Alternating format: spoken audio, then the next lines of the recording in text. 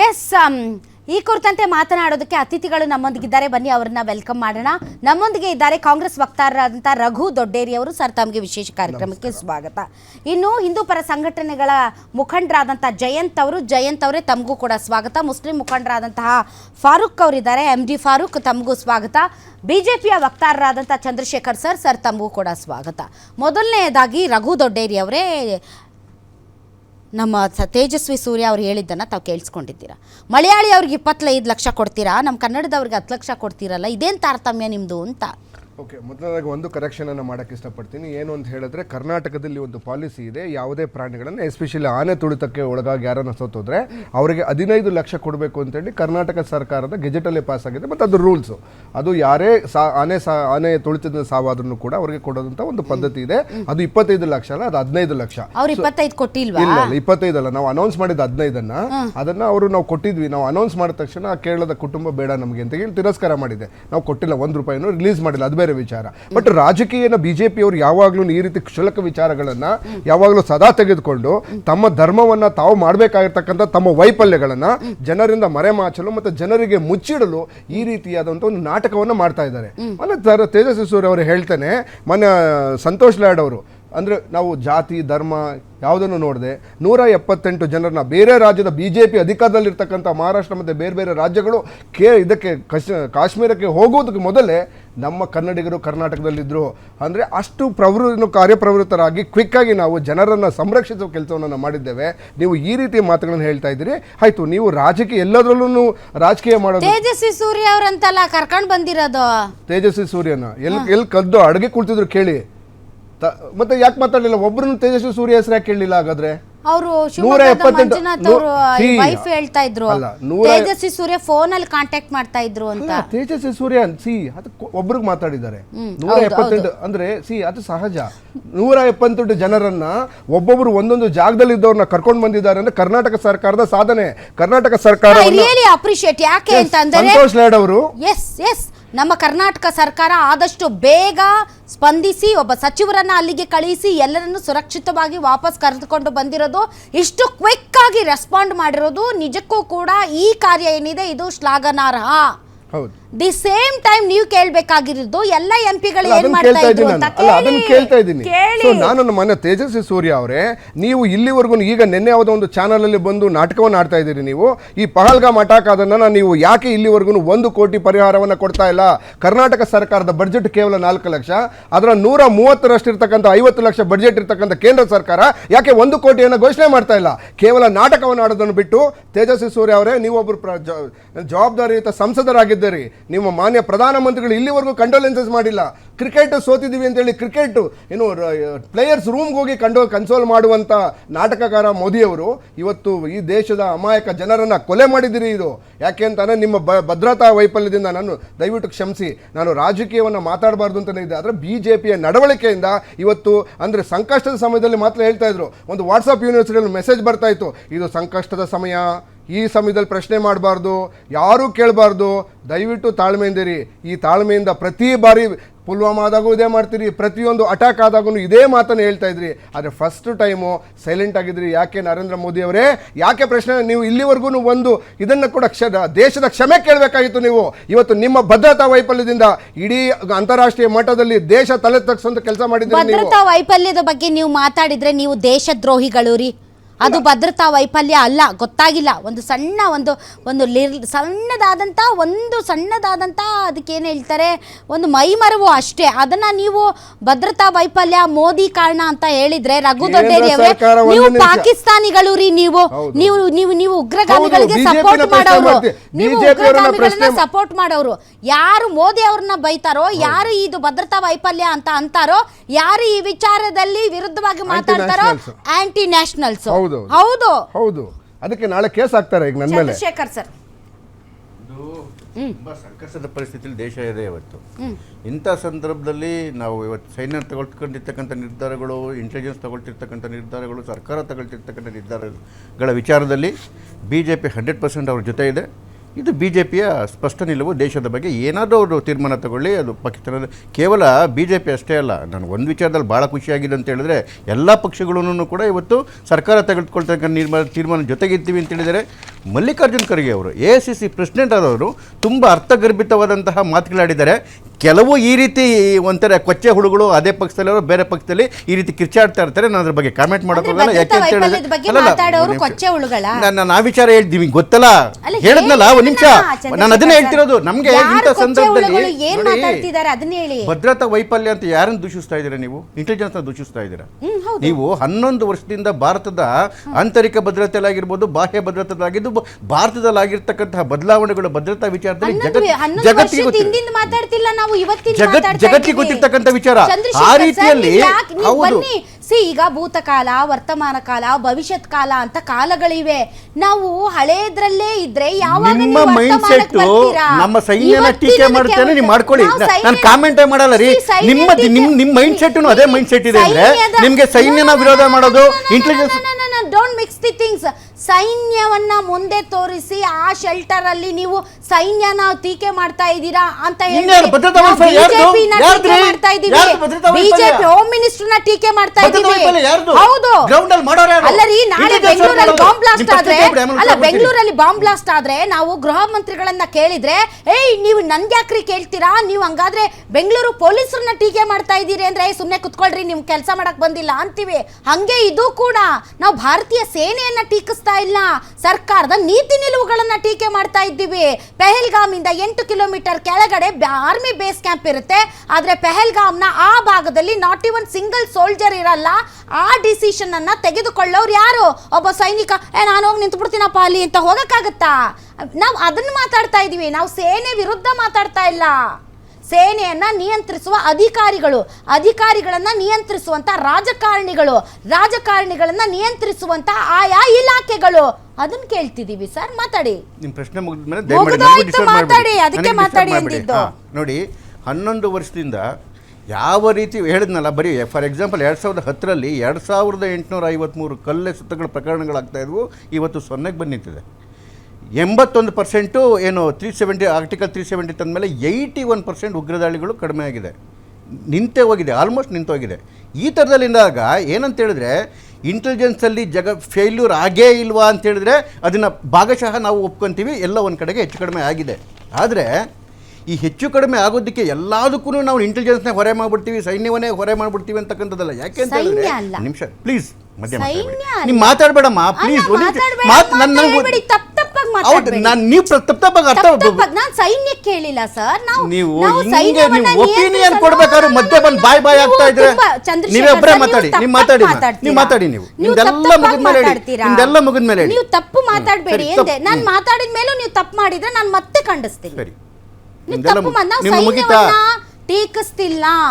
ಸೈನ್ಯವನ್ನ ಟೀಕಿಸುವಂತವರು ಕೋತಿಗಳು. ನಾವು ಟೀಕಿಸ್ತಿಲ್ಲ ಸೈನ್ಯನ, ದೇಶದ್ರೋಹಿಗಳು. ನಾನು ಸೈನ್ಯವನ್ನ ಟೀಕಿಸ್ತಿಲ್ಲ. ದಿ ಸೇಮ್ ಟೈಮ್ ಅಲ್ಲಿ ಯಾಕೆ ಭದ್ರತೆ ಇರಲಿಲ್ಲ, ಆ ಲೋಪದ ಜವಾಬ್ದಾರಿ ಯಾರದ್ದು ಅಂತ ನೀವೇ ಹೇಳ್ಬಿಡಿ. ಮಾತಾಡ್ಬೋದಾ? ಎಸ್, ಕೈ ಮುಗಿದು ಕೇಳ್ಕೊಂತೀನಿ ಒಂದು 2 ನಿಮಿಷ. ಯಾಕೆಂದ್ರೆ ಹೇಳ್ಬೇಕಾದ್ರೆ ನೀವು ತಪ್ಪು ಮಾತಾಡ್ತೀರಿ, ಅದಕ್ಕೆ ನಾನು ಖಂಡಿಸ್ತೀನಿ. ಈಗ ಮಾತಾಡಿ. ನೀವು ತಪ್ಪು ಒಪಿನಿಯನ್ ಕೊಟ್ಟಾಗಲೇ ನಾವು ಸುಮ್ಮನೆ ಕೂತ್ಕೊಂಡು ಕೇಳಿಸ್ಕೊಂಡು, ಅಲ್ಲಲ್ಲ ದೇಶ ವಿರೋಧಿ ಒಪಿನಿಯನ್ ಕೊಟ್ಟಾಗಲೇ ಕೆಲವರು ನಾವು ಸುಮ್ಮನೆ ಕೂತ್ಕೊಂತೀವಿ. ಅಲ್ಲಲ್ಲ ಪ್ರಾಬ್ಲಮ್ ಹೇಳಕ್ ಬಿಟ್ರಲ್ವಾ ಅದನ್ನ? ವಿಷಯ ಗೊತ್ತಾಗಲ್ರಿ ಜನಕ್ಕೆ. ನಾವು ಹೇಳೋದು ನಿಮ್ಮ ಮಧ್ಯೆ ಭಯ ಆಗ್ತಾ ಇದ್ರೆ ಹೇಳ್ತೇನೆ. ಏನಾಗುತ್ತೆ, ಇಂಟೆಲಿಜೆನ್ಸ್ ಅಲ್ಲಿ ಇವತ್ತು 99.99% ಏನು ಭದ್ರತಾ ವೈಫಲ್ಯ ನಡೆದೇ ಇಲ್ಲ. 99.99%. ಆದರೆ ಜಗತ್ತಲ್ಲಿ ಯಾವ ಸಿಸ್ಟಮ್ ಕೂಡ ಫುಲ್ ಪ್ರೂಫ್ ಅಲ್ಲ. 0.01% ಚಾನ್ಸಸ್ ಎಲ್ಲ ಕಡೆ ಇದ್ದೇ ಇರುತ್ತೆ. ಅದು ಜಗತ್ತಿನ ಯಾವುದೇ ದೇಶಗಳಲ್ಲಾಗಲಿ, ಅದು ಅಮೆರಿಕ ಮೇಲೆ ದಾಳಿ ಆಯಿತು, 1000 ಜನ ಸತ್ರು, ಇಸ್ರೇಲ್ ಮೇಲೆ ದಾಳಿ ಆಯಿತು, 1000 ಜನ ಸತ್ರು. In spite of all these things 0.001% ಇದ್ದೇ ಇರುತ್ತೆ. ನಮ್ಮಲ್ಲಿರ್ತಕ್ಕಂಥ ದೊಡ್ಡ ಪ್ರಾಬ್ಲಮ್ ಅಂದರೆ ಜಗತ್ತಿನ ಇನ್ನು ಯಾವ ದೇಶದಲ್ಲಿ ಇಲ್ಲದೆ ಇರ್ತಕ್ಕಂಥ ಒಂದು ದೊಡ್ಡ ಪ್ರಾಬ್ಲಮ್ ನಮ್ಮಲ್ಲಿದೆ. ಏನು ಗೊತ್ತಾ, ಅಲ್ಲೆಲ್ಲ ಬರೀ ಆ ಬಾಹ್ಯ ಶತ್ರುಗಳಿದ್ರೆ, ನಮ್ಮ ದೇಶದಲ್ಲಿ ಆಂತರಿಕ ಶತ್ರುಗಳು. ಕಾಶ್ಮೀರದಲ್ಲಿ ಎಷ್ಟೋ ಮನೆಗಳೊಳಗಡೆಗೆ ಶತ್ರುಗಳಿದ್ದಾರೆ. ಇಂತಹ ಸಂದರ್ಭದಲ್ಲಿ ಭದ್ರತಾ ವೈಫಲ್ಯ ಎಲ್ಲೋ 0.0 ಆಗೋದು ಸಹಜ. ಇವತ್ತು ನೋಡಿ ಇಬ್ಬರು ಉಗ್ರರನ್ನ ಅವ್ರ ಮನೆಗಳ ಮೇಲೆ ಇದಾಗಿ ಯಾಕೆ ಅಂತ ಹೇಳಿದ್ರೆ ನೇರವಾಗಿ ಒಳಗಡೆ ಇರ್ತಕ್ಕಂಥ ಭಾರತದ ಅನ್ನ ತಿಂದು ನೀರು ಕುಡಿದು ಗಾಳಿ ಕುಡಿದು ಭಾರತ ಮಾತೆ ಮಕ್ಕಳಾಗಿರ್ತಕ್ಕಂಥವ್ರನ್ನೇ ದೇಶದ್ರೋಹಿಗಳಾದಾಗ ಎಲ್ಲೋ ಒಂದ್ ಕಡೆ ಹಾಗೆ ಆಗುತ್ತೆ. ದಯಮಾಡಿ ಅದನ್ನ ಅರ್ಥ ಮಾಡ್ಕೊಳ್ಳಿ. ಅವರು ಕೂಡ ಮನುಷ್ಯನ ಇಂಟೆಲಿಜೆನ್ಸ್ ಅವರು 100ಕ್ಕೆ 99% ತಡೆದು ಬಿಟ್ಟಿದ್ದಾರೆ. ನಾವು ಅದ್ರ ವಿಚಾರ ಮಾತಾಡ್ತಿಲ್ಲ. ಒಂದ್ ಸಣ್ಣ ತಪ್ಪಾಗೋಗಿದೆ ನನ್ನೊಂದು ಮನೆಯಲ್ಲಿ ಸಾವಾದ್ರೆ ಸರ್ ಆ ಸಾವಿನ ಬೆಲೆ ಗೊತ್ತಾಗುತ್ತೆ. ನನ್ನ ಮನೆಯಲ್ಲಿ ಆಗಿಲ್ಲ ಅಂದ್ರೆ 0.00000% ಎಲ್ಲೋ ಮೈಂಡ್ ಸೆಟ್ ಇದೆಯಲ್ಲ, ಯಾಕೆಂದ್ರೆ ನಿಮ್ಗೆ ಪಾಕಿಸ್ತಾನ ಟೀಕೆ ಮಾಡಲ್ಲ, ನೀವು ಉಗ್ರಗಾಮಿಗಳನ್ನ ಟೀಕೆ ಮಾಡಲ್ಲ, ಹಫೀಜ್ ಸಯೀದ್ ಟೀಕೆ ಮಾಡಲ್ಲ. ಯಾಕೆ ಅಂತ ಹೇಳಿದ್ರೆ ಉಲ್ಟಾ ಅವರಿಗೆ ಒಳ್ಳೇದ್ ಬಯಸುವಂತ ಜನಗಳು ನಮ್ಮಲ್ಲಿದ್ದಾರೆ. ಇವ್ರನ್ನೇ ಆಂತರಿಕ ಶತ್ರುಗಳು ಅನ್ನೋದು. ಆಂತರಿಕ ಶತ್ರುಗಳು ಒಂದೊಂದು ಮುಖವಾಡದಲ್ಲಿ ಇರ್ತಾರೆ. ಕೆಲವರು ಮೀಡಿಯಾ ಮುಖವಾಡದಲ್ಲಿ ಇರ್ಬೋದು, ಕೆಲವರು ಪಕ್ಷದ ಮುಖವಾಡದಲ್ಲಿ ಇರ್ಬೋದು, ಕೆಲವರು ಸಾಮಾನ್ಯ ಜನರ ಮುಖವಾಡದಲ್ಲಿ ಇರ್ಬೋದು, ಕೆಲವರು ಮುಖವಾಡದಲ್ಲಿ ಇರ್ತಕ್ಕಂಥ ದೇಶದ್ರೋಹಿಗಳು. ತಪ್ಪಾಗಿದೆ ಅಂತ ಒಪ್ಪಿಡ್ತಾ ಇದ್ದೀನಲ್ಲ. ಭದ್ರತಾ ವೈಫಲ್ಯವು ಕೂಡ ಅವರು ಪ್ರಾಣಗಳನ್ನ ಕೊಟ್ಕೊಂಡು ಜೀವನ ಮಾಡ್ತಾ ಇದ್ದಾರೆ. 24 ಗಂಟೆ ಪ್ರಾಣಕ್ಕೋಸ್ಕರ ಸಾಯ್ತಾ ಇದ್ದಾರೆ. 24 ಗಂಟೆ ಜೀವ ಕೊಟ್ಕೊಂಡು ಸೈನ್ಯ ಸಾಯ್ತಾ ಇದೆ, 24 ಗಂಟೆ ಇಂಟೆಲಿಜೆನ್ಸ್ ಸಾಯ್ತಾ ಇದ್ದಾರೆ, 24 ಗಂಟೆ ಅಂತದ್ರಲ್ಲಿ ಒಂದು ತಪ್ಪಾಗೋಗಿದೆ, ಒಂದು ಸಣ್ಣ ತಪ್ಪಾಗೋಗಿದೆ. ಇಂಥ ಸಂದರ್ಭ ನಾವು ಅವ್ರ ಜೊತೆ ನಿಂತ್ಕೋಬೇಕ್ರಿ. ಸೈನ್ಯದ ಜೊತೆ ನಿಂತ್ಕೋಬೇಕು, ಇಂಟೆಲಿಜೆನ್ಸ್ ಜೊತೆ ನಿಂತ್ಕೋಬೇಕು, ದೇಶದ ಜೊತೆ ನಿಂತ್ಕೋಬೇಕು. ನೀವೆಲ್ಲ ಸರಿಯಾದ್ಮೇಲೆ ಆಮೇಲೆ ಟೀಕೆ ಮಾಡಿ ಯಾಕಪ್ಪ ಮಾಡಿದ್ದೀರಿ ಅಂತೇಳಿ ಟೀಕೆ ಮಾಡಬೇಡಿ, ತಪ್ಪು ಮಾಡಬೇಡಿ ಅಂತಲ್ಲ. ಈ ಕ್ರೈಸಿಸ್ ಅಲ್ಲ. Please stand with the nation. Okay, ಮುಗಿತಾ? We are with the nation. And ಈ ಸಂದರ್ಭದಲ್ಲಿ ಪಾಕಿಸ್ತಾನದ ವಿರುದ್ಧ ಮೋದಿ ಸರ್ಕಾರ ತೆಗೆದುಕೊಂಡಂಥ ನಿರ್ಧಾರಗಳನ್ನು ಪ್ರತಿಯೊಬ್ಬ ಭಾರತೀಯ ಕೂಡ ಶ್ಲಾಘಿಸ್ತಾ ಇದ್ದಾನೆ ಮತ್ತು ತೆಗೆದುಕೊಳ್ಳಬೇಕಾಗಿರುವಂಥ ಕ್ರಮಗಳಿಗೋಸ್ಕರ ಬಹಳ ಕಾತರದಿಂದ ಕಾಯ್ತಾ ಇದ್ದಾನೆ. ಆ ವಿಚಾರದಲ್ಲಿ ಯಾರು ಯಾವುದೇ ರೀತಿಯಾದಂತಹ ಅಪಸ್ವರ ಇಲ್ಲ. ಒಬ್ಬ ಶತ್ರು ದೇಶದ ವಿರುದ್ಧದ ಹೋರಾಟದಲ್ಲಿ ನಾವೆಲ್ಲ ಒಂದೇ. ದೇಶದ ನೀವು ಹೇಳದ್ ನೀವು ನಮಗೆ ಸರ್ಟಿಫಿಕೇಟ್ ಕೊಡ್ಬೇಕಾಗಿಲ್ಲ.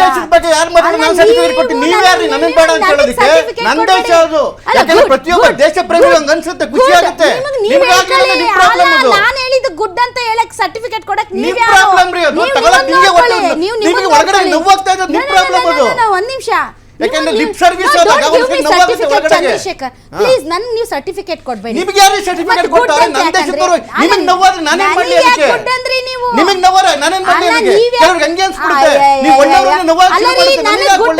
ಯಾಕಂದ್ರಿ ನೀವು ಯಾಕೆ ಗುಡ್ ಅಂದ್ರಿ? ನನ್ನ ದೇಶದ ಬಗ್ಗೆ ಯಾರು ಮಾತಾಡೋದು ಗುಡ್ ಅಂತೀವಿ?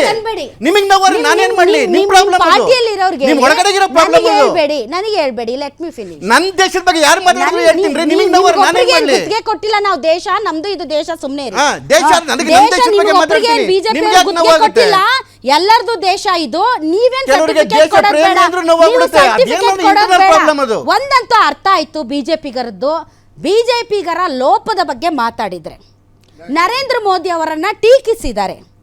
ಅಮಿತ್ ಶಾ ಅವರು ತಮ್ಮ ಇಲಾಖೆಯಲ್ಲಿ ಆದಂತಹ ಲೋಪಗಳ ಬಗ್ಗೆ ಯಾಕಿಂಗಾಯ್ತು ಅಂತ ಕೇಳಿದರೆ ದೇಶದ್ರೋಹಿ ಪಟ್ಟ ಕಟ್ಟಲಾಗುತ್ತದೆ. ಸೈನ್ಯದ ವಿರುದ್ಧ ಮಾತನಾಡಿದರು ಅಂತ ಅವರಿಗೆ ಒಂದು ಹಣೆಪಟ್ಟಿ ಕಟ್ಟಲಾಗುತ್ತೆ. ದಿ ಸೇಮ್ ಟೈಮ್ ದೇಶದ ಹೊರಗಿನ ಹೋರಾಟ, ದೇಶದ ಒಳಗಿನ ಹೋರಾಟ, ಒಂದು ಅಕೌಂಟಬಿಲಿಟಿನೇ ನಾನು ತಗೊಳ್ಳಲ್ಲ. ಅದು ಇಂಟೆಲಿಜೆನ್ಸ್ ಮೇಲೆ ನೀವು ಆರೋಪ ಮಾಡ್ತಾ ಇದ್ದೀರಾ. ನೀವು ಇಂಟೆಲಿಜೆನ್ಸ್ ಸೇನೆ ಮೇಲೆ ಆರೋಪ ಮಾಡ್ತಾ ಇಲ್ಲ. 27 ಜನರ ಸಾವಿಗೆ ಒಂದು ಅಕೌಂಟಬಿಲಿಟಿ ಬೇಕಲ್ಲ. ಯಾರನ್ನ ಕೇಳೋದು? ಹೆಂಗಾಯ್ತು, ಯಾಕಾಯ್ತು ಅಂತ ಯಾರನ್ನ ಕೇಳಬೇಕು? ಈ ದೇಶದಲ್ಲಿ ಯಾರನ್ನ ಕೇಳೋಣ? ಆಲ್ರೈಟ್, ಅದು ಪ್ರಶ್ನೆ.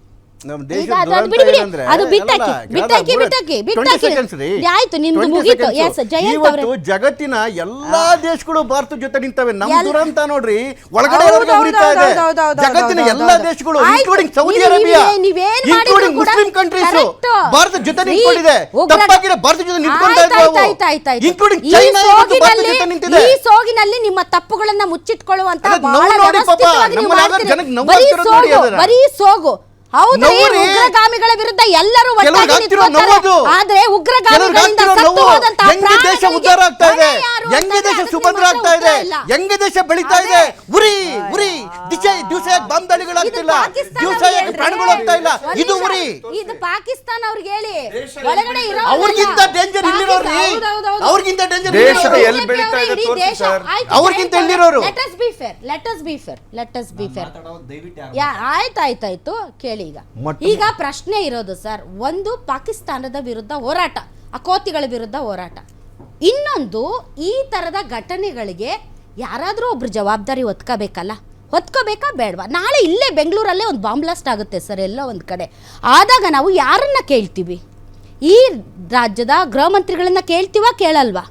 ಏನಾಯ್ತ್ರಿ ಪರಮೇಶ್ವರ್ ಅವರೇ, ಎಲ್ಲೋಯ್ತು ನಿಮ್ಮ ಇಂಟೆಲಿಜೆನ್ಸು ಅಂತ ಕೇಳ್ತೀವ? ಹಂಗೆ ಕೇಳಿದಾಕ್ಷಣ ನೀವು ದೇಶ ವಿರೋಧಿ ಅಂದುಬಿಟ್ರೆ ಎಲ್ಲಿಗೆ ಹೋಗೋಣ ನಾವು ಹೇಳಿ? ನೋಡಿ, ಎಲ್ಲ ಪ್ರಶ್ನೆಗೂ ಉತ್ತರ ಕೊಡಬೇಕು ಅಂತ ಏನಿಲ್ಲ. ಇಲ್ಲ, ದೇಶದಲ್ಲಾಗಲಿ ಅಥವಾ ಯಾವುದೇ ಒಂದು ಕಾರ್ಯ ನಡಿಬೇಕಾದ್ರೆ 3 ವಿಧ ಇರುತ್ತೆ. ಒಂದು ಇಚ್ಛಾಶಕ್ತಿ, ಇನ್ನೊಂದು ಕ್ರಿಯಾಶಕ್ತಿ, ಇನ್ನೊಂದು ಜ್ಞಾನಶಕ್ತಿ. ಆ ಆಧಾರದ ಮೇಲೆ ಇವತ್ತು ಕೇಂದ್ರ ಸರ್ಕಾರ ಒಪ್ಕೊಂಡಿದೆ, ಇಂಟೆಲಿಜೆನ್ಸಲ್ಲಿ ಲೋಪಗಳಾಗಿರೋದನ್ನು ಒಪ್ಕೊಂಡಿದೆ. ಇದನ್ನು ಎಲ್ಲರೂ ಇದು ಮಾಡಬೇಕು. ಯಾವ ಪೊಲಿಟಿಕಲ್ ಪಾರ್ಟಿನೂ, ನಾನು ಮೊನ್ನೆನೂ ಕೂಡ ಇದೇ ಪ್ಯಾನಲಲ್ಲೇ ನಾನು ರಿಕ್ವೆಸ್ಟ್ ಮಾಡಿದ್ದೀನಿ, ನೊಂದಿರ್ತಕ್ಕಂಥ ಹಿಂದೂ ಸಮಾಜದ ಒಬ್ಬರು ನಾವು ನಮ್ಮ ಕೈಯಲ್ಲಾದಷ್ಟು ನಾವು ಸೇವೆ ಮಾಡ್ತಾಯಿದ್ದೀವಿ ಹಿಂದೂ ಧರ್ಮಕ್ಕೆ, ನಮ್ಮಂಥವ್ರಿಗೆ ಮಾತಾಡೋಕ್ಕೆ ಬಿಡಲ್ಲ. ಇಲ್ಲೂ ಕೂಡ ನಮಗೆ 3ನೇದು ಅಥವಾ 4ನೇ ಸತಿ ಅವಕಾಶವನ್ನು ಕೊಡ್ತೀರಾ. ನಾನು ಇಲ್ಲಿ ಹೇಳ್ತಾ ಇರೋದು, ನೊಂದಂಥ ಕುಟುಂಬಗಳಿಗೆ ಸಾಂತ್ವನ ಹೇಳಬೇಕು. ಇವತ್ತು ಇಡೀ ಭಾರತ ಆತ್ಮವಿಶ್ವಾಸವನ್ನು ಕುಂದಿಸ್ಕೊಂಡಿದೆ. 140 ಕೋಟಿ ಜನ ಅಂತಲೇ ನಮಗೆ ಬರುತ್ತೆ, ಸಪ್ರೇಷನ್ ಬರೋದಿಲ್ಲ. ಇಲ್ಲಿ ಕೇಂದ್ರ ಸರ್ಕಾರ ಇಂಟೆಲಿಜೆನ್ಸ್ ಫೇಲ್ಯೂರ್ ಆಗಿದೆ, ಒಪ್ಕೊಳ್ಳೋಣ. ಆದರೆ ಮಾಹಿತಿ ಇಲ್ಲ ಅಂತ ನಾವು ಅಂದ್ಕೊಳೋದಕ್ಕೆ ಹೋಗಬಾರ್ದು. ಯಾಕೆ ಅಂತಂದರೆ, ಯಾವಾಗ 2023ರಲ್ಲಿ ಇಸ್ರೇಲ್ನಲ್ಲಿ ಯಹೂದಿಗಳನ್ನು ಗುರಿಯಾಗಿಸಿ ಪ್ಯಾಲೆಸ್ತೀನಿಯರ ಹಮಾಸ್ ಉಗ್ರರು ದಾಳಿಯನ್ನು ಏನು ಮಾಡಿದರು, ಅದರ ಕಮಾಂಡರ್ಸ್ ಇದ್ದಾರೆ 4 ಜನ, ಖಾಲಿದು, ಬಿಲಾಲು ಮತ್ತು ಜಹೀರು ಮತ್ತು ಆಜಮ್ ಅನ್ನೋ 4 ಜನರು POK ಆಕ್ಯುಪೈಡ್ ಕಾಶ್ಮೀರಕ್ಕೆ ಪಾಕಿಸ್ತಾನದ ISI ಕರ್ಕೊಂಬಂದು ಈ ವಿಧವಾದ ಒಂದು ಧರ್ಮವನ್ನು ಆಧಾರವಾಗಿಟ್ಕೊಂಡು ಮಾಡುವಂತಹ ಒಂದು ಟ್ರೈನಿಂಗನ್ನು ಕೊಟ್ಟಿದ್ದಾರೆ ಅಂತ ಇವತ್ತು ಪ್ರಬಲವಾದ ಅನುಮಾನ ವ್ಯಕ್ತ ಆಗಿರ್ತಕ್ಕಂಥದ್ದು. ನಾವೆಲ್ಲ ತಿಳ್ಕೊಂಡಿದ್ವಿ. ಮೊನ್ನೆ ಒಂದು ವಾರ 15 ದಿನದಿಂದ ಸ್ವಲ್ಪ ತುರ್ತು ಸಭೆಗಳು ನಡೀತಾ ಇತ್ತು, ರಾಜ್ಯ ಭವನಕ್ಕೆ ಎಲ್ಲರೂ ಹೋಗಿ ಬರ್ತಾಯಿದ್ರು. ಆವಾಗ ನಾವೇನು ತಿಳ್ಕೊಂಡ್ವಿ ಅಂದರೆ, ಬಾಂಗ್ಲಾದೇಶದ ಆಂತರಿಕ ದಂಗೆ ಮತ್ತು ಪಶ್ಚಿಮ ಬಂಗಾಳದ ದಂಗೆ ಕುರಿತಾಗಿ ಏನೋ ರಾಷ್ಟ್ರಪತಿ ಆಡಳಿತ ಇರ್ತಾರೆ ಅಂತ ತಿಳ್ಕೊಂಡಿದ್ದೆ ನಾನು ವೈಯಕ್ತಿಕವಾಗಿ. ಆದರೆ ಇದು ವಿಷಯ ಏನು ಅಂತ ಹೇಳಿದ್ರೆ, ಅಷ್ಟೊತ್ತಿಗಾಗಲೇ ಸ್ಲೀಪರ್ ಸೆಲ್ಗಳು ಒಳ ನುಸ್ಲಿದ್ದಾರೆ. ಮತ್ತು ನೋಡಿ, ಬಂದೂಕಿನ ನಳಿಕೆ ಕೆಳಗಡೆ ಈ ದೇಶದ ಪ್ರಜೆಗಳನ್ನ ಬದುಕಿಸ್ಬೇಕು ಅಂತ ಯಾವುದಾದ್ರೂ ಪೊಲಿಟಿಕಲ್ ಪಾರ್ಟಿ ಸಮರ್ಥನೆ ಮಾಡಿದ್ರೆ ಅದನ್ನು ನಾನು ಖಂಡಾಪತುಂಡವಾಗಿ ನಿರಾಕರಣೆ ಮಾಡ್ತೀನಿ, ಒಪ್ಪೋದಿಲ್ಲ. ಮನಪರಿವರ್ತನೆಯೇ ಭಾರತದ ಮೂಲ ಸಿದ್ಧಾಂತ ಇರ್ತಕ್ಕಂಥದ್ದು. ಒಬ್ಬ ವ್ಯಕ್ತಿ ಅಪರಾಧ ಮಾಡಿದ್ರೆ, ಪಾಪಿ, ಅವ್ನು ಭಯೋತ್ಪಾದಕ ಇದ್ರೂ ಅವನಿಗೆ ತಿದ್ಕೊಳೋದಕ್ಕೆ ಅವಕಾಶ ಕೊಡಬೇಕಾಗಿತ್ತು. ಆರ್ಟಿಕಲ್ 370 ತೆಗೆದಾಕಿದ್ದನ್ನ ಇವತ್ತು ತಪ್ಪು ಅಂತ ಯಾರು ಸಮರ್ಥನೆ ಮಾಡ್ತಾರೋ ಅವರು ಇವತ್ತು ನಾಚಿಕೆ ಪಡಬೇಕು. ಇಲ್ಲ, ಭಾರತ ನಾಚಿಕೆ ಪಡಬೇಕು. ಮತ್ತೆ ನಾನು ಹೇಳ್ತೀನಿ, ಇವಾಗ ಏನ್ ಹೇಳಿದ್ರಿ 10 ಲಕ್ಷ ಪರಿಹಾರ ಧನ ಅಂತ, ನಾನು ಹೇಳ್ತಾ ಇದ್ದೀನಿ, ತೇಜಸ್ವಿ ಸೂರ್ಯ ಅವರ ಒಬ್ಬರು ಬೇಡಿಕೆ ಅಲ್ಲ, ಇದು ಸಮಸ್ತ ಹಿಂದೂ ಸಮಾಜದ ಬೇಡಿಕೆ. ನಾನು ಒಬ್ಬ ಹಿಂದುತ್ವದ ಕುರಿತಾಗಿ ಹೋರಾಟ ಮಾಡುವಂತಹ ಒಬ್ಬ ಚಿಂತಕನಾಗಿ ನಾನು ಹೇಳ್ತಾ ಇದ್ದೀನಿ, 1 ಕೋಟಿ ರೂಪಾಯಿ ಪರಿಹಾರ ಧನವನ್ನು ಘೋಷಣೆ ಮಾಡಿದಿದ್ರೆ ನಾನು ಸಂತೋಷ ಪಡ್ತಾ ಇದ್ದೆ. ಯಾರು CM ಅವ್ರು ಮಾಡಬೇಕು. ಮತ್ತೆ ಒಂದ್ ನಿಮಿಷ ಇರಿ. ನೊಂದಂತದ್ದು, ಬೆಂದಂತದ್ದು ಹಿಂದೂ ಸಮಾಜ. ನಾನು ಹೇಳ್ತೀನಿ, ಜಯಂತ್ ಅವರೇ, ಇಲ್ಲಿ ಪರಿಹಾರನು ಪಾಲಿಟಿಕ್ಸ್ ಇದೆ ಆಗಿದೆ, ನೀವು ಅರ್ಥ ಮಾಡ್ಕೋಬೇಕು. ರಾಜ್ಯ ಸರ್ಕಾರ ನೀವೆಷ್ಟು ಕೊಡ್ತೀರಾ? ಭಾರತ ಆಗಿದೆ, ಅದಕ್ಕೆ ಈ ಡಿಬೇಟ್ ನಡೀತಾ ಇರೋದು ಅದಕ್ಕೇನೆ. ನೋಡಿ, ನಾವು ಸಾತ್ವಿಕವಾಗಿ ಜೀವನ ಮಾಡುವಂತ ಜನ. ನಾನು ಹೇಳ್ತಾ ಇದ್ದೀನಿ ಕೇಳಿ. ಈಗ ನೀವು ನನಗೆ 10 ಲಕ್ಷ ಯಾಕೆ ಕೊಟ್ಟಿದ್ದೀರಾ ಅಂತ ನೀವು ನನಗೆ ಕೇಳಿದ್ರೆ, ನೀನ್ ಎಷ್ಟು ಅಲ್ಲ, ನಾನು ಇನ್ ಜನರಲ್ ಆಗಿ ಈಗ ಆಗ್ತಾ ಇರೋ ಬೆಳವಣಿಗೆ, ನೀನ್ 10 ಲಕ್ಷ ಯಾಕಪ್ಪ ಕೊಟ್ಟಿದೀಯಾ ಅಂತ ಕೇಳಿದಾಗ ನೀನೆಷ್ಟು ಕೊಟ್ಟೆ ಅಂತ ಕೇಳ್ತಾರಲ್ಲ. ಮಧ್ಯ ಬಂದಿದ್ದಕ್ಕೇನೆ ನೋಡಿ, ಮೊನ್ನೆವರೆಗೂ ನಾನು ನೀವಿರ್ಲಿಲ್ಲ, ಊರಿಗೆ ಹೋಗಿದ್ರಿ, ನಾನು ಈ ಪ್ಯಾನಲ್ ಬಂದಿದ್ದೆ. ಅವತ್ತು ಊರಿಗೆ ಹೋಗಿಲ್ಲ, ಶಿವಮೊಗ್ಗ ಹೋಗಿದ್ದೆ. ಗೊತ್ತಾಯ್ತು. ನರೇಂದ್ರ ಮೋದಿ ಅವರ ಸರ್ಕಾರವನ್ನು ನಾವು ಆಯ್ಕೆ ಮಾಡಿರ್ತಕ್ಕಂಥದ್ದೇ ಇಂಥ ಕುಕೃತ್ಯಗಳು, ಪೈಶಾಚಿಕ ಕೃತ್ಯಗಳು ದೇಶದಲ್ಲಿ ನಡಿಬಾರ್ದು ಅಂತ. ಹಾಗಾಗಿ ಅವಾಗ ನಾನು ನಂಬಿಕೆ ಕಳ್ಕೊಂಡಿದ್ದೆ. ಆದರೆ ಯಾವಾಗ ವಿದೇಶಿ ಪ್ರವಾಸವನ್ನು ಮೊಟಕುಗೊಳಿಸಿ ಬಂದಂಥ ಪ್ರಧಾನಿಗಳು ತಗೊಂಡಿರುವಂಥ ದಿಟ್ಟ ನಿರ್ಧಾರ ಇದು ಯಾವತ್ತೂ ನಮ್ಮ ದೇಶದಲ್ಲಿ ಆಗಬೇಕಾಗಿತ್ತು. ಇವತ್ತು ಏನೇ ಕೂತ್ಕೊಂಡು ಯಾರೇ ಸಮರ್ಥನೆ ಮಾಡಿದ್ರು ನಾನು ಅದನ್ನು ಒಪ್ಲಿಕ್ಕೆ ತಯಾರಿಲ್ಲ. ಯಾಕೆ ಅಂತ ಹೇಳಿದ್ರೆ ವಾಜಪೇಯಿ ಅವರ ಕಾಲದಲ್ಲಿ ಯಾವಾಗ ಕಾಶ್ಮೀರಿ ಹಿಂದೂಗಳನ್ನು ಹೊರದಬ್ಬಿದ್ರು ನೀವು ಅವತ್ತು ಕಸಿದಂಥ ಕಾಶ್ಮೀರಿ ಹಿಂದೂಗಳ ಭೂಮಿ ಇವತ್ತು ಇದರಲ್ಲಿ ಅಡಗಿದೆ. ರೋಶಿನಿ ಆ್ಯಕ್ಟಿಂದ ಕದ್ದಂಥ 12.5 ಲಕ್ಷ ಎಕರೆ ಭೂಮಿಯನ್ನು ಏನಿದೆ ಅದನ್ನು ವಾಪಸ್ ಪಡ್ಕೊಬಾರ್ದು ಅನ್ನೋಂಥ ಒಂದು ಷಡ್ಯಂತ್ರನೂ ಇದರಲ್ಲಿ ಅಡಗಿದೆ. ಹಮಾಸ್ನದು ಇದರಲ್ಲಿ ಅಡಗಿದೆ, ಮತ್ತು ಪಾಕಿಸ್ತಾನದ ಕೈವಾಡ ಇದೆ ಇದರಲ್ಲಿ. ಆಸಿಫ್ ಶೇಖ್ ಇಲ್ಲ ನೋಡಿ, ಕೇಂದ್ರ ಸರ್ಕಾರ ಪರಿಹಾರ ಕೊಟ್ಟಿಲ್ಲ. ಯಾಕೆ ಅಂತ ಹೇಳಿದ್ರೆ ಇವಾಗ ಕೈಗೊಂಡಿರುವಂಥ ನಿರ್ಧಾರದಿಂದ ನಾನು ಅದಕ್ಕೆ ಹೇಳಿದ್ದು ಎಲ್ಲ ವಿಷಯಗಳಿಗೂ ಆನ್ಸರ್ ಮಾಡಬೇಕಾಗಿರೋ ಅವಶ್ಯಕತೆ ಇಲ್ಲ. ಇವತ್ತು ಕೇಂದ್ರ ಸರ್ಕಾರ ಕೊಡಲ್ಲ ಅಂತಲ್ಲ ಸರ್, ಒಂದ್ ನಿಮಿಷ ಇರಿ ದಯವಿಟ್ಟು ಹೇಳ್ತಾ ಇದ್ದೀನಿ. ನೀವು ಒಬ್ಬ ಹಿಂದೂ ಕಾರ್ಯಕರ್ತರಾಗಿ ನೀವು ಪ್ರಶ್ನೆ ಮಾಡಬೇಕಾಗಿರೋದು ಈ ದೇಶದ ಪ್ರಧಾನಮಂತ್ರಿಗಳ ಅಲ್ಲ, ಮಾತಾಡೋದಲ್ಲ. ನೀವು ಬಯಾಸ್ ಆಗಿರಬಾರ್ದು, ನೀವು ಬಯಾಸ್ ಆಗಿರಬಾರ್ದು. ನೀವು ಆಯ್ತು, ಸಿದ್ದರಾಮಯ್ಯ ಅವ್ರ ಸರ್ಕಾರ ಕೊಡಬೇಕು, ಕೇಂದ್ರ ಸರ್ಕಾರ ಕೊಡಬಾರ್ದು. ಕೇಂದ್ರ ಸರ್ಕಾರ ತೆಗೆದುಕೊಳ್ತಾ ಇರುವಂತ ಕ್ರಮಗಳಿಗೆ ಮಾತ್ರ ಆದಷ್ಟು. ಮತ್ತೆ ಏನು ಬನ್ನಿ ಪಾಯಿಂಟ್ಗೆ. ವೆರಿ ಸಿಂಪಲ್ ನೋಡಿ, ಎಲ್ಲ ಪ್ರಶ್ನೆಗೆ ಉತ್ತರ ಕೊಡ್ಬೇಕಾಗಿಲ್ಲ.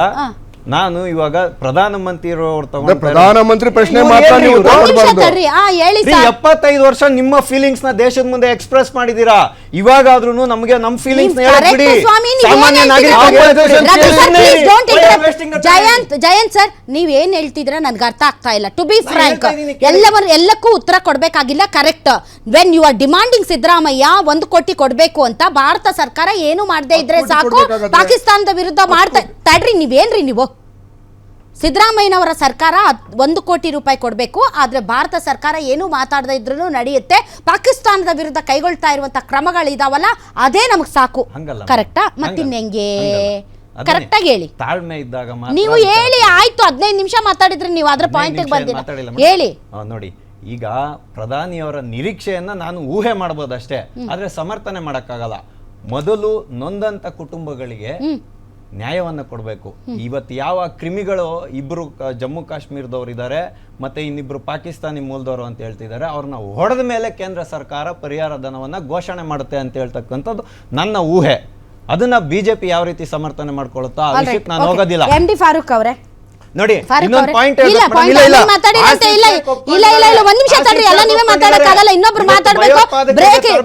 ಜಯಂತ್ ಅವರೇ ರಕ್ಷಣಾ ಸಚಿವ ಪಾಕಿಸ್ತಾನ ಒಪ್ಕೊಂಡಿದ್ದಾರೆ. ಆಯ್ತು ಫಾರೂಕ್ ಅವರೇ, ಈಗ ಇದು ಎಲ್ಲ ಪಾಲಿಟಿಕ್ಸ್ ಆಗ್ತಾ ಇದೆ. ನೀವು ಯಾರನ್ನೂ ಪ್ರಶ್ನೆ ಮಾಡುವ ಹಾಗಿಲ್ಲ. ಮೋಸ್ಟ್ಲಿ ಈ ಹಿಂದೆ ಇದ್ದಂಥ ಕಾಂಗ್ರೆಸ್ ಪಕ್ಷನೂ ಹಾಗೆ ನಡ್ಕೊಳ್ತಾ ಇತ್ತು. ಅದು ಕೂಡ ಸರ್ವಾಧಿಕಾರಿ ಧೋರಣೆನೇ ಅನುಸರಿಸ್ತಾ ಇತ್ತು. ಆಗಲೂ ಈ ಥರದ ಅಟ್ಯಾಕ್ಗಳನ್ನು ಪ್ರಶ್ನೆ ಮಾಡಿದಾಗ ನೀವು ಭಾರತೀಯ ಸೇನೆನ ಪ್ರಶ್ನೆ ಮಾಡ್ತಾ ಇದ್ದೀರಾ ಅಂತ ಹೇಳಿ ಭಾರತೀಯ ಸೈನಿಕರನ್ನು ಮುಂದೆ ತೋರಿಸಿ ತಾವು ತಮ್ಮ ವೈಫಲ್ಯವನ್ನು ಮುಚ್ಚಿಟ್ಕೋತಾ ಇದ್ರು ಈ ಹಿಂದೆ ಇದ್ದಂಥ ಕಾಂಗ್ರೆಸ್ ಸರ್ಕಾರ. ಇವತ್ತಿನ BJP ಸರ್ಕಾರವೂ ಕೂಡ ಆ ವಿಚಾರದಲ್ಲಿ ಅದೇ ಫುಟ್ ಪ್ರಿಂಟನ್ನು ಅನುಸರಿಸ್ತಾ ಇದೆ. ಆದರೆ ಪಾಕಿಸ್ತಾನದ ವಿರುದ್ಧದ ನಿಲುವಿನಲ್ಲಿ ಕಾಂಗ್ರೆಸ್ ಸರ್ಕಾರಕ್ಕಿಂತ ಅತಿ ಹೆಚ್ಚು ಪ್ರಬಲವಾಗಿ ಪಾಕಿಸ್ತಾನವನ್ನು ಬಗ್ಗು ಬಡಿಯೋದಕ್ಕೆ ಮೋದಿ ಸರ್ಕಾರ ಮುಂದಾಗಿದೆ. That is the difference. But ಈಗ ಪಾಯಿಂಟ್ ಇರೋದು ಪರಿಹಾರದ ವಿಚಾರದಲ್ಲಿ BJPಯ ಸಂಸದರುಗಳು ಕಾಂಗ್ರೆಸ್ನ ಸರ್ಕಾರವನ್ನು ಏನು ಪ್ರಶ್ನೆ ಮಾಡ್ತಾ ಇದ್ದಾರೆ, ಅದೇ ರೀತಿ ಕೇಂದ್ರ ಸರ್ಕಾರವನ್ನು ಯಾಕೆ ಪ್ರಶ್ನೆ ಮಾಡ್ತಾ ಇಲ್ಲ ಇಲ್ಲಿನ BJP ಸಂಸದರುಗಳು? ಯಾಕಂದ್ರೆ ನಾವಿಲ್ಲಿ ವೋಟ್ ಹಾಕಿ ಗೆಲ್ಸಿದೀವಲ್ವಾ, ಇಲ್ಲಿರೋ ಸಂಸದರನ್ನ ತಾವೇ ನೋಡಿದ್ರಿ, ಕಾಂಗ್ರೆಸ್ ಇಂದ ಒಬ್ರು ಬಂದ್ರು, ಮಿಕ್ದವರೆಲ್ಲ BJP ಅವ್ರು ಬಂದ್ರು. ಅದಕ್ಕೋಸ್ಕರ ಅವರು ಕರ್ನಾಟಕದಲ್ಲಿ ಏನು ಕೇಳಲ್ಲ. ಇವಾಗ ಅವರು ಯಾರು ಪ್ರಧಾನಿ ಆಗ್ಬೇಕು ಅಂತ ಹೇಳ್ಬಿಟ್ಟು ಸಂತೋಷ್ ಲಾಡ್ ಅವ್ರು ಕೇಳಿದಕ್ಕೆ ಅವ್ರು ಯಾಕೆ ಆಗ್ಬೇಕು, ನಮ್ಮ ಕರ್ನಾಟಕದಲ್ಲಿ ಯಾಕೆ ಆಗ್ಬಾರ್ದು ಅಂದ್ರೆ, ಕರ್ನಾಟಕದಲ್ಲಿರೋ ಯಾರು ಸಂಸದರು ಹೋಗ್ಬಿಟ್ಟು ನಮ್ಮ ಕರ್ನಾಟಕದ ಬಗ್ಗೆ ಏನು ಮಾತಾಡೋದೇ ಇಲ್ಲ. ಇಲ್ಲಿದ್ದ ಬಜೆಟ್ ಬಗ್ಗೆ ಮಾತಾಡಲ್ಲ, ಇಲ್ಲಿರೋ ಜನರ ಬಗ್ಗೆ ಕೇರ್ ಇಲ್ಲ. ಅಂದರೆ ಯಾಕೆ ಆಗಬೇಕು ಪ್ರಧಾನಮಂತ್ರಿಗಳು ನಮ್ಮ ಕರ್ನಾಟಕದಿಂದ ಅಂತ ಒಂದು ಸವಾಲು ಬಂತು ರೀಸೆಂಟಾಗಿ. ಸಿಂಪಲಾಗಿ ಹೇಳ್ತಾ ಇರೋದು, ಇಲ್ಲಿರೋರ್ಗೆ ಏನು ಒಂಚೂರು ಮನಸ್ಸಿಗೆ ನೋವೇ ಇಲ್ಲ. ಯಾಕಂದರೆ ಇಲ್ಲಿ ಮನೆ ನೋಡಿ, ಹೊಸ ಮದುವೆ ಆಗಿರೋ ಜೋಡಿಗಳಲ್ಲಿ ಹೋಗಿರೋರಲ್ಲಿ ಕೇಳಿ ಹೊಡೆದಿದ್ದಾರೆ ಅಂತ ಹೇಳ್ತಾರೆ. ನಾನು ಒಂದೇ ಒಂದು ಸಿಂಪಲ್ ಮಾತು ಏನು ಕೇಳ್ತೀನಿ ಅಂದರೆ, ಅವರು ಹಿಂದೂ ಅಂತ ತಿಳ್ಕೊಂಡು ಹೊಡೆದ್ರು, ಮುಸಲ್ಮಾನರು ಅಂತ ತಿಳ್ಕೊಂಡು ಹೊಡೆದ್ರು, ಹೊಡೆದಿಲ್ಲ. ಹೌದು, ಅವರು ನಾನು ಹೇಳೋದು, ಅವ್ರ ಮನುಷ್ಯತ್ವನೇ ನೋಡದೇ ಇರೋರು ಬೇರೆ ಧರ್ಮ ನೋಡ್ತಾರಂತ ಏನು ಗ್ಯಾರಂಟಿ ಮೇಡಮ್? ಅವ್ರ ಮನುಷ್ಯತ್ವ ಜಾತಿಗೆ ಸೇರಿಲ್ಲ ಅವರು. ಹೊಡೆದಿರೋರು. ಬಟ್ ಧರ್ಮ ಮತ್ತೆ ನೋಡಿದ್ದಾರೆ ಫಾರೂಕ್ ಅವರೇ, ಧರ್ಮ ಧರ್ಮ ನೋಡಿದ್ದಾರೆ. ಹೌದು, ಧರ್ಮ ನೋಡಿದ್ದಾರೆ. ಮೇಲೆ ಕಂಡಿಲ್ಲ ಅಂತ ಪ್ಯಾಂಟ್ ಬಿಚ್ಚಿ ನಿಕ್ಕರ್ ಒಳಗನು ಧರ್ಮನ ಇಣಿಕ್ ನೋಡಿದ್ದಾರೆ. ಅದೇ ಸತ್ಯ. ಅದಕ್ಕೂ ನಿಮಗೂ ಸಂಬಂಧ ಇದೆ ಅಂತ ನಾನು ಇಲ್ಲಿ ಹೇಳಕ್ ಕೂತಿಲ್ಲ. ಪರಿಹಾರ ವಿಚಾರದಲ್ಲಿ ಏನು ಪಾಲಿಟಿಕ್ಸ್ ನಡೀತಾ ಇದೆಯಲ್ಲ, ಅದಕ್ಕೆ ಏನು ಹೇಳ್ತೀರಾ ಅಂತ ಕೇಳ್ತಾ ಇದ್ದೀನಿ. ನೋಡಿ ಮೇಡಮ್, ನೀವು ಯಾವ ಪರಿಹಾರ ಅಂತಲ್ಲ, ಪ್ರತಿ ಒಂದರಲ್ಲೂ ಪಾಲಿಟಿಕ್ಸ್ ನಡೆಸ್ತಾರೆ ಇವರು, ಬೇರೆ ಏನೂ ಇಲ್ಲ. ಎಲ್ಲ ಪಾರ್ಟಿಯವರು ಅಷ್ಟೇ. ನಾನೇನು BJP, ಕಾಂಗ್ರೆಸ್ಸು, JDS ಅಂತ ಮಾತಾಡಲ್ಲ. ಯಾಕಂದರೆ ಪ್ರತಿಯೊಂದು ಪಾರ್ಟಿಯಲ್ಲೂ ಇದೇ ನಡೀತಾ ಇರೋದು. ಇವಾಗ ಇವ್ರೇನು ಹೇಳ್ತಾರೆ, 50 ಲಕ್ಷ ಅವ್ರು ಸಿದ್ದರಾಮಯ್ಯ ಅವ್ರು ಕೊಡಬೇಕು ಅಂತ ಹೇಳ್ಬಿಟ್ಟು. ಆಯಿತು, ಅವ್ರು 50 ಲಕ್ಷ ಕೊಟ್ಟರೆ ಇವ್ರೇನು ಕೊಡ್ತಾರೆ? ಅವ್ರು ದೇಶಕ್ಕೆ ಭದ್ರತೆ ಕೊಡ್ತಾರೆ. ಎಲ್ಲಿಂದ ಕೊಟ್ಟಿದ್ದಾರೆ? ಕುಟುಂಬಗಳಿಗೆ ಸಾಂತ್ವನ ಕೊಡಬೇಕು. ಸಾಂತ್ವನ ಆಯ್ತು, ಆಯ್ತು, ಒಂದ್ ನಿಮಿಷ ಇದೇ ಒಂದ್ ನಿಮಿಷ ಅದೇ ಸಾಂತ್ವನ ಕೊಡ್ಬೇಕು. ಒಂದ್ ನಿಮಿಷ ಅದೆಲ್ಲ ಮಾತಾಡೋದ್ ಬೇಡ. No stop. ಫಾರೂಕ್ ಅವರೇ ಒಂದ್ ನಿಮಿಷ ಇರಿ ಸರ್. ಸಾಂತ್ವನ ಕೊಡ್ಬೇಕಲ್ಲ ಸರ್, ಕರೆಕ್ಟ್ ತಾನೆ? ಸಾಂತ್ವನ ಅಂದ್ರೆ ಹೆಂಗೆ? ಸುಮ್ನೆ ಹೇಳೋದಲ್ಲ. ಅವ್ರು ಯಾರು 4 ಜನ ಇದಾರೆ ಅವ್ರನ್ನ ಫಸ್ಟ್ ಹುಡುಕಿ ಹೊಡಿಬೇಕು. ತದನಂತರದಲ್ಲಿ ತತ್ಕ್ಷಣದಲ್ಲಿ ಪರಿಹಾರ ಘೋಷಣೆ ಆಗ್ಬೇಕು. ಅವಾಗ ಮಾತಾಡಿಲ್ಲ ಅಂದ್ರೆ ಮೋದಿ ಅವರು, ಅವಾಗ ನಾನು ವಿರೋಧ ಮಾಡ್ತೀನಿ. ಈಗ ಒಡಿಶಾ ಸರ್ಕಾರ ಪ್ರತಿ ಈ ಒಂದು ಘಟನೆಯಲ್ಲಿ ಮೃತಪಟ್ಟವರ ಕುಟುಂಬಕ್ಕೆ 20 ಲಕ್ಷ ರೂಪಾಯಿ ಪರಿಹಾರ ಘೋಷಣೆ ಮಾಡಿದೆ ಒಡಿಶಾ ಸರ್ಕಾರ. ಜಮ್ಮು ಆ್ಯಂಡ್ ಕಾಶ್ಮೀರ ಸರ್ಕಾರ ಪ್ರತಿ ಸತ್ತಂತ ಕುಟುಂಬದ ವ್ಯಕ್ತಿಗಳಿಗೆ ಅಥವಾ ಕುಟುಂಬದವರಿಗೆ 10 ಲಕ್ಷ ರೂಪಾಯಿ, ಇಂಜೂರ್ಡ್ ಆದವ್ರಿಗೆ 2 ಲಕ್ಷ ರೂಪಾಯಿ ಮತ್ತು ಮೈನರ್ ಇಂಜುರೀಸ್ ಆದವರಿಗೆ 1 ಲಕ್ಷ ರೂಪಾಯಿ ಜಮ್ಮು ಆ್ಯಂಡ್ ಕಾಶ್ಮೀರ ಸರ್ಕಾರ ಕೊಡ್ತಾ ಇದೆ. ಗುಜರಾತ್ ಸರ್ಕಾರ ಮೃತಪಟ್ಟ ಕುಟುಂಬಗಳಿಗೆ 5 ಲಕ್ಷ ರೂಪಾಯಿ, ಎಷ್ಟು ಹೇಳಿ, 5 ಲಕ್ಷ ರೂಪಾಯಿ ಕೊಟ್ಟಿದೆ. ಮತ್ತು ಇಂಜೂರ್ಡ್ ಆದವರಿಗೆ 50,000 ರೂಪಾಯಿ ಗುಜರಾತಲ್ಲಿ. ಮಹಾರಾಷ್ಟ್ರ ಸರ್ಕಾರ ಕೂಡ ಮೃತಪಟ್ಟ ಕುಟುಂಬಗಳಿಗೆ 5 ಲಕ್ಷ ರೂಪಾಯಿ ಘೋಷಣೆ ಮಾಡಿದೆ. ಕರ್ನಾಟಕ ಸರ್ಕಾರ 10 ಲಕ್ಷ ರೂಪಾಯಿ ಘೋಷಣೆ ಮಾಡಿದೆ. ಕಂಪ್ಯಾರಿಟಿವ್ಲಿ ಬೇರೆ ರಾಜ್ಯಗಳಿಗೆ ಹೋಲಿಸಿದರೆ ಒಡಿಶಾ ಬಿಟ್ಟು ನಮ್ಮ ಸರ್ಕಾರ ಪರಿಹಾರ ಮೊತ್ತ ಸ್ವಲ್ಪ ಜಾಸ್ತಿನೇ ಕೊಟ್ಟಿದೆ. ಇನ್ನೂ ಕೊಡಬಹುದು. ರಾಹುಲ್ ಗಾಂಧಿ ಅವರು ಪತ್ರ ಬರೆದ್ರು, ನಿಮ್ಮನೆ ಬಂದ್ಬಿಟ್ಟು ನಮ್ಮ ಕಾನ್ಸ್ಟಿಟ್ಯೂನ್ಸಿಯ ಒಬ್ಬ ವ್ಯಕ್ತಿನ ತುಳಿದು ಸಾಯಿಸ್ತು ಅಂದ ತಕ್ಷಣ ಇವರೆಲ್ಲ ಪಂಚೆ ಎತ್ಕೊಂಡು ಕೊಟ್ಬಿಡ್ತೀವಿ ಅಂತ ಮುಂದಕ್ಕೆ ಬಂದ್ರಲ್ಲ, ಅದೇ ಥರ ಇನ್ನೂ ಮುಂದಕ್ಕೆ ಬರಬಹುದು. ಬಟ್ ಅದೇ ರಾಜಕೀಯ ಆಗಬಾರ್ದು.